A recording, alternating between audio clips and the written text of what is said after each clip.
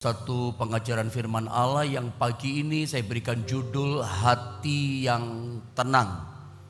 Jadi kalau pagi ini saudara sebutlah menghadapi satu situasi kehidupan yang sulit, saudara sedang menghadapi satu tantangan kehidupan yang berat, engkau tertindih oleh beban-beban hidup yang berat.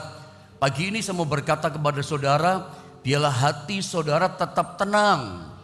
Ternyata hati yang tenang mengerjakan hal yang besar, hati yang tenang mengerjakan hal yang luar biasa. Nah, pagi ini saya ingin mengajarkan kenapa kita mesti punya hati yang tenang, saudara ya, hati yang damai sejahtera. Saya kaitkan hati yang tenang itu mendatangkan kesembuhan. Hati yang tenang mendatangkan kesehatan, bahkan sampai kita mengalami namanya prosperity dan seterusnya. Mungkin kita baca saja dulu ayatnya saudara ya. Dalam Yohanes pasal yang kelima ayat 5 sampai dengan ayat yang ke-9. Kita baca bergantian gitu saudara ya. Yohanes 5 saya baca ayat yang kelima, saudara ayat yang ke-6 dan ayat 9-nya sama-sama kita baca. Saya baca ayat yang kelima, begini kata firman Allah. Di situ ada seorang yang sudah 38 tahun lamanya sakit. Ayat 6 teruskan. Ketika Yesus melihat orang itu berbaring di situ, dan karena ia tahu bahwa ia telah lama dalam keadaan itu, berkatalah ia kepadanya, maukah engkau sembuh? Ayat 7 saya baca, jawab orang sakit itu kepadanya, Tuhan, tidak ada orang yang menurunkan aku ke dalam kolam itu apabila airnya mulai goncang, dan sementara aku menuju ke kolam itu, orang lain sudah turun mendahului aku. Ayat 8 teruskan saudara. Kata Yesus kepadanya, bangunlah, angkatlah tilammu dan berjalanlah. Ayat 9 ya, mari sama-sama kita membaca dengan semangat. Kita baca dengan roh yang bergelora. Ayat 9, 2, 3. Dan pada saat itu juga sembuhlah orang itu, lalu ia mengangkat tilamnya dan berjalan. Tetapi hari itu hari Sabat. Nah, ini yang saya mau angkat sama saudara. Saya coba mengkaitkan lewat firman Allah ini dan begini saudara ya. Justru apa yang saya sampaikan pada saudara pagi ini menjadi satu perenungan gitu buat kehidupan saya dalam beberapa hari ini. Ini yang saya baca, saya pelajari berhari-hari, dan ini jadi rema buat saya. Dan pagi ini saya bagi sama saudara. Saya mau bicara tentang betapa penting gitu loh. Kita punya hati yang tenang dalam kehidupan kita. Karena ternyata ayat ini mengajar kepada kita, Yohanes 5 ayat 5 sampai 9, bahwa ternyata hati yang tenang itu mengerjakan kesehatan, hati yang tenang mengerjakan kesembuhan. Dari mana kita tahu itu mengerjakan kesembuhan kesehatan? Perhatikan. Ayat yang barusan kita baca, ada seorang yang lumpuh di kolam Bethesda, dikatakan 38 tahun lamanya. Ayat ini pernah saya khusus ajarkan sama saudara, saya tidak ulang-ulang lagi, tapi saya langsung menukik pada inti masalah. Orang ini sembuh, Yesus datang khusus sembuhkan dia. Orang ini 38 tahun lamanya lumpuh. Maukah engkau sembuh? Mau Tuhan. Walaupun dia beralibi, beralasan ini segala macam. Perhatikan, Yesus berkata, sekarang bangun, angkat tilammu dan berjalan. Nah, menarik, lihat di ayat yang ke-9, 8-9, coba Anda lihat dulu gambar berikutnya. Kata Yesus kepadanya, bangunlah, angkatlah tilammu dan berjalanlah. Perhatikan ayat ini. Dan apa saudara? Pada saat itu juga sembuhlah orang itu, langsung sembuh ya, dahsyat ya. Lalu ia mengangkat tilamnya dan berjalan. Ayo sama-sama kita baca kata tetapi. Setiap saya kasih komando, coba taati, ikuti komando saya. Sebagai gembala, hamba Tuhan menggembalakan online saudara setiap hari. Ikuti komando saya, supaya firman Allah yang dilepaskan bekerja dengan maksimal dalam hidup Anda dan saya. Kata tetapi hari itu sama-sama kita baca keras. 2, 3. Tetapi hari itu hari Sabat. Ini maksud saya. Jadi ternyata ini menjadi pola kerjanya Tuhan. Saya ulang. menjadi kebiasaannya Yesus, menjadi pola kerjanya Tuhan Yesus. Dia seringkali menyembuhkan orang itu dia kerjakan pada hari Sabat. Dia bikin mujizat, dia bikin keajaiban yang besar yang orang belum pernah lihat. Ya, lumpuh 38 tahun itu kakinya udah model kayak apa? Udah kecil, urat-urat di kakinya udah lemah. 38 tahun, bukan 38 hari atau 38 minggu, 38 tahun itu waktu yang sangat lama. Hampir separuh kehidupan, saudara ya. Saudara bayangkan, disembuhkan sama Tuhan. Saya yakin mereka belum pernah lihat mujizat kayak begini. Langsung berjalan, langsung melompat, langsung berlari. Itu mujizat yang dahsyat dan ajaibnya begini menurut saya. Ini yang saya renungkan berhari-hari. Dan saya berharap ini dilepaskan jadi rema buat saudara. Bahwa Tuhan mengerjakan pola yang seperti ini. Ini menjadi kebiasaannya Yesus ternyata. Polanya Yesus ternyata dia selalu mengerjakan mujizat keajaiban itu pada hari Sabat. Anda tahu? Pengertian hari Sabat bagi orang Yahudi itu hari istirahat. Mereka tidak boleh bikin apapun, mereka tidak boleh kerjakan apapun. Waktu kita tur Holy Land, begitu hari Sabat, hari Jumat udah mau masuk Sabtu, itu lift di hotel itu jalan terus. Dan bisa dipencet, karena memang mencet saja nggak boleh. Bayangin saudara ya, nggak boleh melakukan sesuatu. Istirahat total itu Sabat. Berhenti dari segala sesuatu itu Sabat, beristirahat, rest. Tetapi hari itu di saat rest, di saat hari istirahat, di saat Sabat, justru kebiasaannya Yesus apa? Buat mujizat, ya, buat keajaiban. Orang Yahudi, orang Farisi nggak terima, cari-cari salahnya Yesus. Tapi kita nggak bicara itu. Yang kita bicara polanya Yesus. Yang kita bicara adalah kebiasaannya Yesus. Itu yang kita mesti tangkap. Sebab ini menjadi satu pemicu mujizatnya dilepaskan. Harus ngerti patternnya. Polanya Tuhan itu seperti apa. Sebab dengan kita mengerti polanya Tuhan, itu menjadi pemicu untuk Anda mengalami yang namanya keajaiban dan mujizat Tuhan dalam hidup kita. Kapan terjadinya? Ketika rest, ketika Sabat, ketika istirahat. Bukan hanya orang lumpuh yang 38 tahun mengalami mujizat. Ada banyak cerita di Alkitab, saya nggak punya waktu. Misalnya Lukas pasal 6 itu ya. Coba nanti Anda cek di rumah ya. Ada seorang yang mati tangannya. Sebelah tangan kanannya mati, nggak bisa digerakkan. Mati. Itu disembuhkan dikatakan Alkitab pada hari Sabat. Lalu turun Lukas pasal berikutnya, ada seorang itu mungkin Lukas pasal 9 ya. Coba dicek lah ya. Coba dicek. Ada seorang yang wanita itu 18 tahun ya, bungkuk badannya. Seperti ada benggolan di punggungnya, nggak bisa tegak. 18 tahun waktu yang lama loh saudara. Itu karena roh jahat ibu ini dikatakan punggungnya itu seperti ini, tunduk. Gak bisa tegak, gak bisa lihat ke atas, gak bisa lihat depan. Dia tertunduk terus, bungkuk dia. Itu disembuhkan sama Tuhan di rumah Allah. Itu juga terjadinya pada hari Sabat. Ada banyak cerita yang lain, contoh yang lain.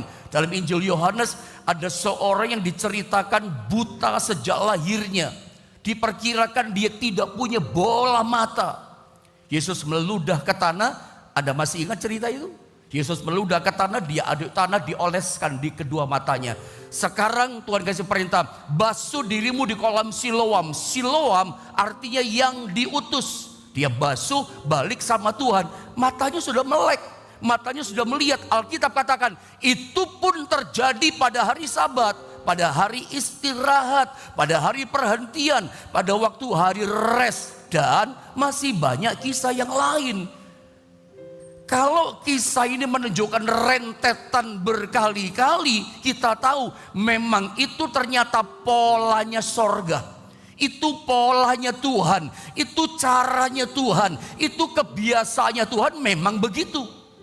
Makanya pemicunya pada hari Sabat, pada waktu rest. Makanya hari ini, pagi ini, kalau saudara punya persoalan, punya beban hidup yang berat, yang rasanya nggak tertolong, sudah lama Pak, sudah tahun-tahunan Pak. Ini 38 tahun loh. Ibu bungkuk 18 tahun. Dan bahkan ini ada yang cacat buta mata, nggak punya bola mata sejak lahir. Mujizat terjadi loh. Kapan? Ketika rest. Saya percaya gini, ketika kita rest, hati kita tenang. Ya, ketika kita bagaikan duduk diam di kaki Tuhan seperti Maria. Yang namanya Marta sibuk, terus gak ada waktunya tenang, gak ada waktu istirahat. Kalau kita seperti Maria, tetap tenang. Disitulah pemicu keajaiban mujizat Tuhan dinyatakan. Dan ini pola bukan cuma di perjanjian baru pada zamannya anak Allah, pada zaman Yesus. Di perjanjian lama pun tersirat hal ini. Supaya adil, saya tunjukkan sama saudara. Kejadian 18 ayat 1, saya akan baca ayat ini, perhatikan ayat ini baik-baik. Kemudian dikatakan Tuhan menampakkan diri kepada Abraham. Kapan Tuhan menampakkan diri datang kepada Abraham? Allah memperlihatkan dirinya kepada Abraham dekat pohon tarbantin di Mamre. Kapan? Ketika ini ketika Abraham sedang duduk. Bilang sama-sama saya duduk. Apakah saudara setuju dengan saya? Kata duduk di sini berarti rest. Kata duduk di sini berarti berhenti dari segala sesuatu. Apakah Anda sepakat dengan saya? Abraham yang duduk di sini berarti dia sedang rest, istirahat. Duduk di pintu kemahnya, istirahat di pintu kemahnya pada waktu hari panas terik. Memang ayat ini diperuntukkan bagi Abraham. Semua janji-janji Alkitab, firman Allah dari Kejadian sampai Wahyu, itu untuk Israel, untuk Yehuda, itu untuk Abraham, untuk Yakub, untuk Ishak. Tapi ingat, begitu Anda di dalam Yesus, percaya pada Yesus, semua janji-janji Allah bukan hanya berlaku bagi Abraham, berlaku buat Anda semua dan untuk saya dan saudara semua. Kalau pagi ini Anda sedang menghadapi yang namanya panas terik dalam kehidupanmu. Panas terik Pak, panas terik itu berarti ini, mataharinya lagi keras-kerasnya sinarnya. Lagi panas terik Pak hidup saya, ekonomi saya lagi keringnya keras Pak. Saya mengalami padang gurun Pak. Saya mengalami kesulitan yang keras dalam hidup saya. Anda belajarlah. Ketika menghadapi hidup yang panas terik, kerjaan panas terik, kering, jobnya kering, proyeknya kering, rezekinya kering, belajar seperti Abraham. Apa yang kita buat? Duduk diam di kaki Tuhan. Ada yang pagi ini mengalami panas terik hidupmu? Tidak kebetulan, engkau mendengar firman. Ini firman buat saudara.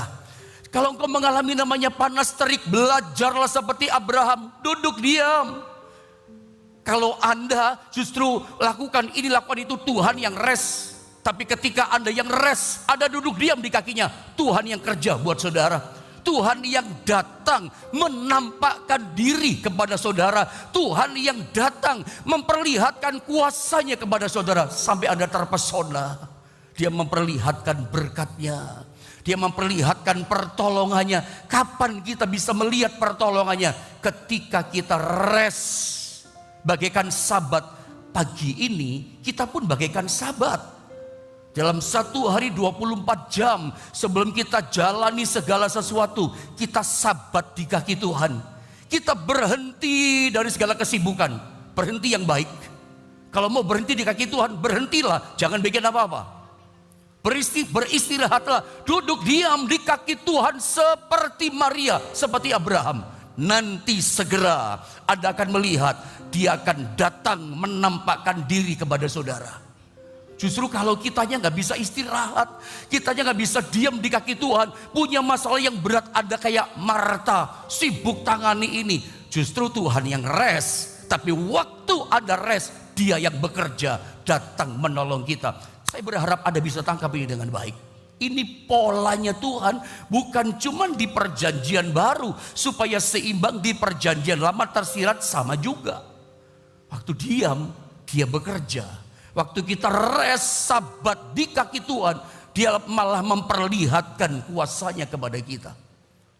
Saudara, kalau kita baca dalam Alkitab, sebelum Yesus mengakhiri pelayanannya di dunia ini, sebelum dia mati, ya, bahkan sebelum dia bangkit, bahkan sebelum dia naik ke surga tinggalkan kita, saat-saat dia mengakhiri pelayanan, Yesus berkata tentang Roh Kudus kepada muridnya yang akan datang sebagai penghibur. Ingat, ini bukan cuma berlaku buat murid, ini pun berlaku buat kita.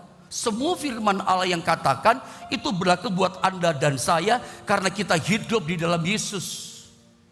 Lihat ayat ini, saya baca Yohanes 14 ayat 25 sampai dengan ayat 27 ya, perhatikan ya. Semuanya itu kukatakan kepadamu, dikatakan selagi aku berada bersama-sama dengan kamu. Perhatikan ayat 26 baik-baik. Saya mau terangkan pendek-pendek di sini supaya Anda paham ya. Tetapi penghibur, siapa itu penghibur? Yaitu Roh Kudus yang akan diutus oleh Bapa dalam namaku. Lihat fungsinya, tugasnya Roh Kudus. Dialah yang akan mengajar segala sesuatu kepadamu. Roh Kudus diberikan tinggal dalam hidup kita. Yesus naik ke sorga. Sebelum dia naik, Yesus sudah ajarkan katakan ini. Roh Kudus yang datang, yang diam di dalam kita, salah satu tugasnya adalah ini.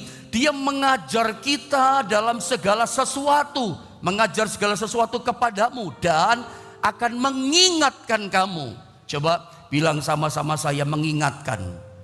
Bilang sama-sama saya mengajar dan mengingatkan. Dua fungsi Roh Kudus yang diam di dalam kita.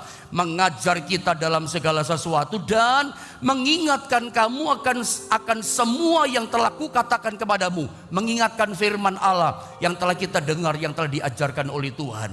Dua tugas Roh Kudus. Sebelum Yesus mengakhiri pelayanan, dia kasih tahu sama murid-muridnya dan pagi ini diberitahukan kepada kita. Roh Kudus yang diam di dalam kita itu mengajar kita akan segala sesuatu. Jadi kadang-kala kita itu pernah gak merasakan kita gak paham sesuatu. Mau melangkah kita gak ngerti. Itu Roh Kudus dalam hati kita itu bisa mengajar segala sesuatu yang kita buta-buta gak ngerti. Roh Kudus bisa kasih tahu. Saya gak bicara panjang lebar di sini. Tapi ada yang kedua, dia mengingatkan kita akan segala firman yang Tuhan katakan pada kita. Anda pernah nggak menghadapi masalah, kesulitan, tiba-tiba di hati kita, di pikiran kita diingatkan satu perkataan firman Allah. Mungkin Anda pasalnya lupa, tapi perkataan firman itu diingatkan kalimatnya, Anda jadi ingat. Bahkan sepasalnya, ayatnya pun ada bisa diingatkan. Kenapa firman Tuhan diingatkan? Itu tugas Roh Kudus mengingatkan firman yang pernah kita baca, firman yang pernah kita dengar. Itu peranan Roh Kudus. Sehingga waktu kita lemah, ingat perkataan firman, jadi kuat lagi iman kita. Pernah gak mengalami seperti itu? Saya yakin jawabannya pasti pernah. Itu pengalaman kita mengingatkan. Jadi tugas Roh Kudus mengajar kita, mengingatkan kita. Bisa juga tempo-tempo Roh Kudus itu mengingatkan dosa kita. Tapi tujuannya adalah supaya kita bertobat. Yang belum kita akui. 1 Yohanes 1 ayat 9 katakan bahwa dia itu setia. Kalau kita minta ampun, coba saya minta multimedia boleh gak siapkan di 1 Yohanes 1 ayat 9. Saya cuma teringat ini ayat tapi gak sempat saya catat. 1 Yohanes 1 ayat 9, dia itu setia.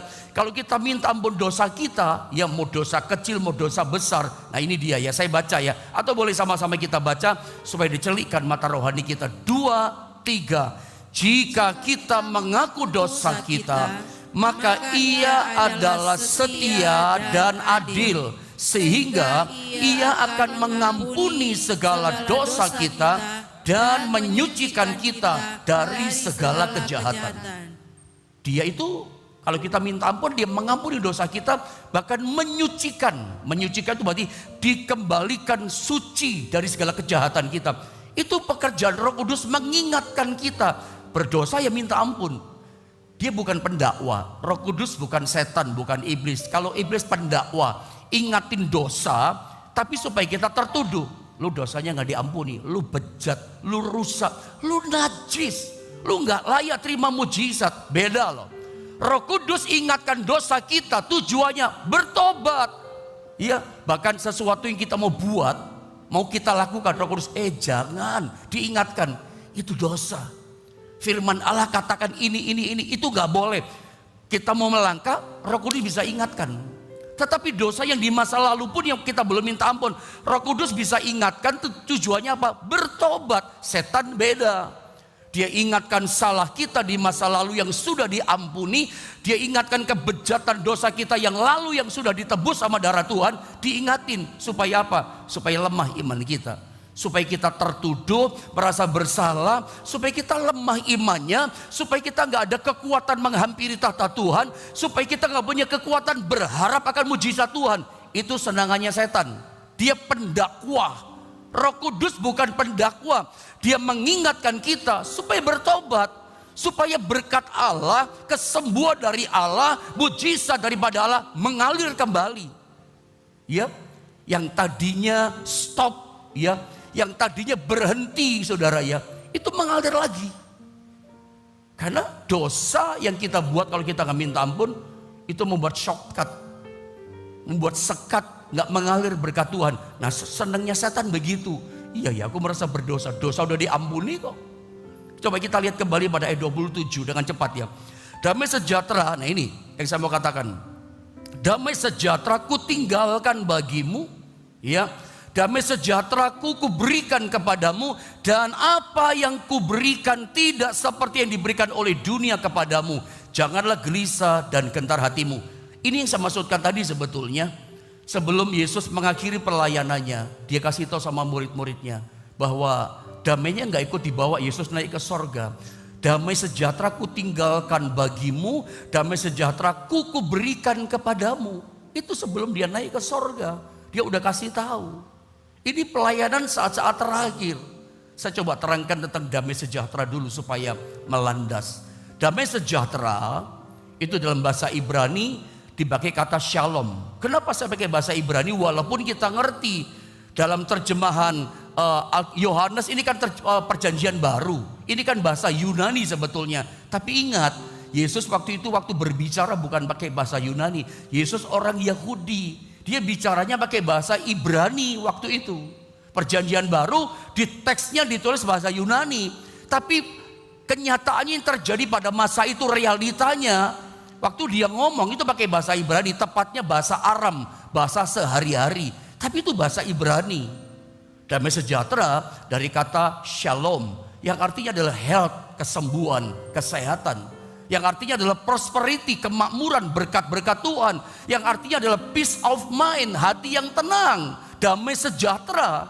Jadi shalom itu artinya adalah damai sejahtera, artinya adalah berkat Tuhan datang sama kita, artinya adalah health, sembuh, sehat. Sebab dan menariknya gini, shalom atau damai sejahtera itu dari akar kata salem. Salem itu artinya sudah dibayar. Aneh ya. Ketika saya baca renungkan ini aneh juga, saya nggak habis pikir. Kenapa shalom itu dari akar kata shalem yang artinya sudah dibayar. Bahwa untuk kita menerima kesembuhan kesehatan, untuk kita menerima yang namanya berkat-berkat Tuhan prosperity, untuk kita menerima namanya peace of mind, damai sejahtera dalam hati dan pikiran kita, itu ternyata harus sudah dibayar dulu. Siapa yang bayar? Yesus yang bayar. Lewat apa? Lewat kematian di atas kayu salib. Darahnya bayar lunas. Untuk apa? Untuk kita menerima health, prosperity dan peace of mind. Damai sejahtera diberi pada kita. Nah pertanyaannya, damai sejahtera ya yang saya katakan kita dapatkan itu lewat sudah dibayar. Kenapa pembayaran itu merupakan dasar dari kesembuhan, kesehatan, berkat-berkat Tuhan dan damai sejahtera? Kenapa dasarnya harus dibayar? Nah saya mau tunjukkan lewat ayat ini. Ayat ini gini loh maksudnya, diterangkan lewat ayat ini. Karena selalu saya mengajar ayat, diterangkan ayat, ada dasar ayatnya. Kok dibayar? Ternyata seperti ini kisahnya. Saya baca dengan cepat. Lukas 24 ayat 36, ini dasar ayatnya. Ada ayatnya Pak? Ada. Saya baca ya. Dan sementara mereka bercakap-cakap tentang hal-hal itu, tentang seputar kematian Yesus. Kok dia mati ya? Kok kita ditinggalkan dan segala macam. Yesus dalam ketakutan mereka, ya kecemasan kekhawatiran mereka, Yesus tiba-tiba berdiri di tengah-tengah mereka dan berkata kepada mereka, damai sejahtera, shalom, ya, bagi kamu. Sambil berkata demikian, sambil memberikan damai sejahtera bagimu mereka yang ketakutan, sambil berkata demikian, aneh ya, aneh loh ini, aneh bin ajaib. Ia memperlihatkan tangannya dan kakinya kepada mereka. Kenapa dia perlihatkan tangannya yang berlobang?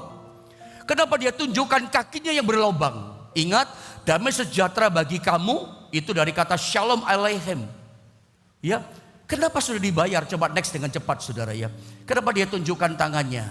Karena lubang di tangan itu seperti kwitansi. Ini loh kwitansinya.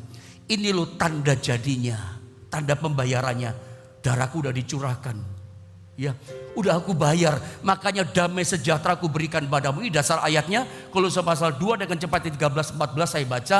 Kamu juga catat saja atau screenshot saja dengan cepat. Meskipun dahulu mati oleh pelanggaranmu, dan oleh karena tidak disunat secara lahiriah, telah dihidupkan Allah bersama-sama dengan dia sesudah ia perhatikan mengampuni segala pelanggaran itu. Ayat 14. Ini penting, perhatikan. Dengan menghapuskan surat hutang. Ketika kita berbuat dosa, menjadi hamba dosa, kita itu seperti menggadaikan kehidupan kita jadi hamba dosa, tergadai. Makanya dia hapuskan surat hutang itu, surat gadai itu, yang oleh ketentuan hukum mendakwa dan mengancam kita. Ada hukum yang mengancam, itulah neraka, binasa. Dan itu ditiadakannya, dihapuskannya, diadakannya dengan memakukannya pada kayu salib. Jelas kan? Dia bayar semua dengan kedua tangan, kakinya dan lambungnya dipakukan di atas kayu salib. Saudara, itu dibayar, itu kwitansinya, itu pembayarannya sudah dibayar. Ya, salem sudah dibayar. Dan tangan Yesus yang berlobang paku, lihat tulisan itu, adalah tanda bukti dosa. Ya, kita sudah dibayar oleh Tuhan. Harusnya kita yang dihukum. Mestinya kita nggak layak terima kesehatan, kesembuhan, terima mujizat itu. Nggak layak kita terima hidup kita yang damai, hidup yang tenang, hidup yang prosperity diberkati Tuhan. Tapi Tuhan sudah bayar di tubuhnya. Dosa kita, kejahatan kita, sakit penyakit kita, penderitaan kita, kesusahan kita, kemalangan kita, sialnya kita, itu ditanggung di tubuhnya. Dihukumkan, gitu istilah saya, di tubuhnya. Semuanya penderitaan kita, sakitnya kita, sengsaranya kita, nerakanya kita ditanggung di tubuhnya, dihukumkan di tubuhnya. Sehingga bukan kita yang dihukum, Yesus yang ngalami itu. Dia sudah bayar menggantikan kita. Makanya dia berkata apa? Ini loh tanganku. Merinding saya ngomong ke saudara ya. Ini loh kakiku. Ini kwitansi, tanda bukti pembayaran. Makanya dia berkata, damai sejahtera ku berikan kepadamu. Kesembuhan ku berikan kepadamu. Saya saudara siap-siap untuk terima ayat berikutnya. Kita kembali kepada tentang ketenangan. Lihat Amsal 14 ayat 30. Dengan waktu yang terbatas, sama-sama kita baca ayat ini. Ya, kenapa dia berikan damai di hati kita? Ini penting. Kembali pada konteks pengajian pertama.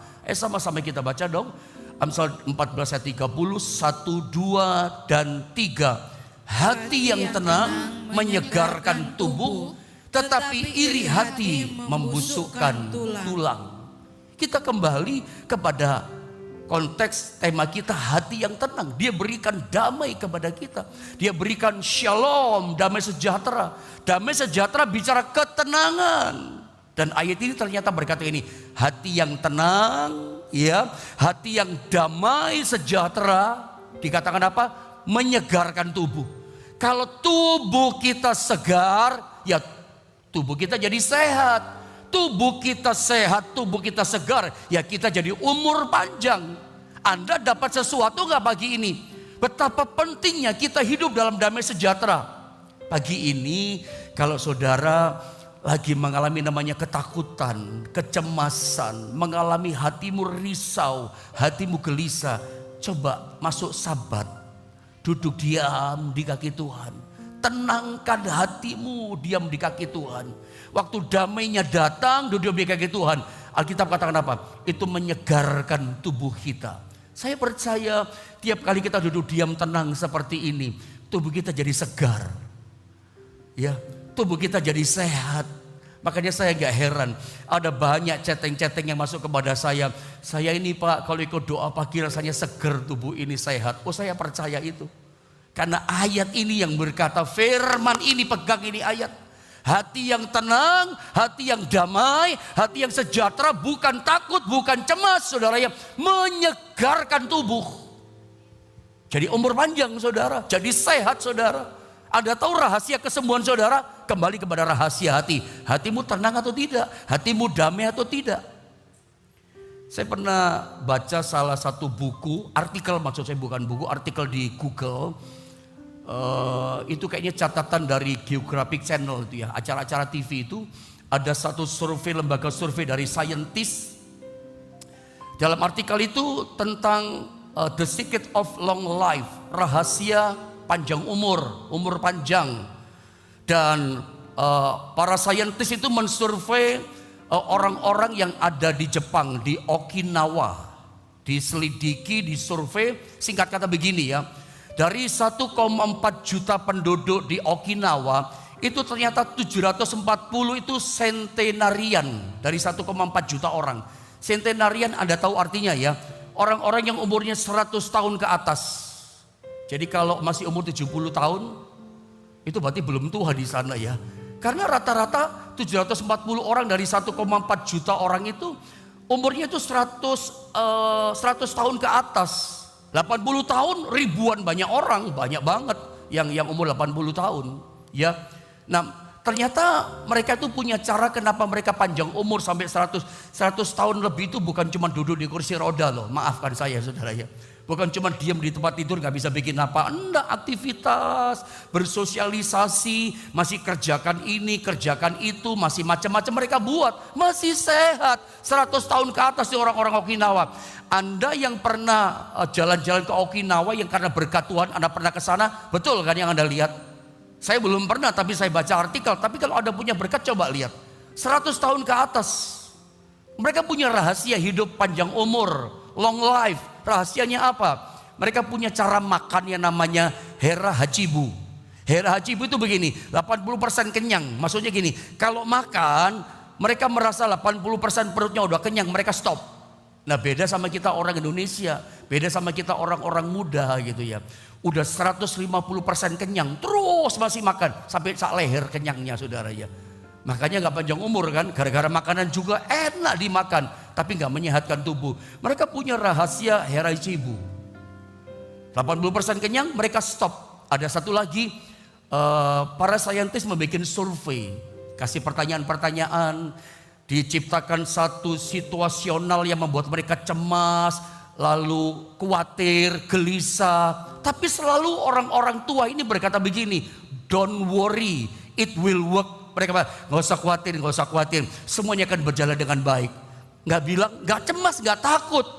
Dari sini saya menangkap sesuatu, bahwa hati yang gelisah, hati gentar, itu membuat kita malah gak seger. Makanya Yesus berkata, ya, damai sejahtera ku berikan kepadamu, damai ku tinggalkan padamu, jangan gelisah, jangan gentar hatimu. Jadi penting loh, setiap perkataan Tuhan itu gak sederhana. Dalam artinya, gak boleh gelisah. Supaya sehat, damai sejahtera, duduk diam di kaki Tuhan, mendatangkan damai sejahtera. Bahkan Amsal katakan hati yang tenang, menyegarkan tubuh. Saya berdoa bukan cuma hanya sehat saja tubuh saudara, bukan seger saja panjang umur, sampai prosperity Anda dapatkan berkat-berkat Tuhan. Rahasianya diam di kaki Tuhan, masuklah Sabat, duduk diam di kaki Tuhan. Dia akan datang menghampiri kita, menampakkan diri kepada kita. Dia berikan damai sejahteranya, shalom alaihimnya diberikan, prosperity diberikan, kesehatan, health diberikan, sampai kepada namanya sukacita, ketenangan dalam hidup kita. Saya berdoa pagi ini bisa menangkap sesuatu. Ayo yang gelisah, minta tolong sama Tuhan. Jaga hatimu baik-baik. Yang gelisah, yang takut, Biarlah firman Allah menjadi kekuatan buat kita. Tentu kita harus mau melangkah. Tugas jaga hati tugasnya kita, bukan tugasnya Tuhan. Tapi dengan firman Allah kita mengerti. Biarlah hati kita hati yang tenang. Tuhan berikan damai-Nya di hati setiap kita.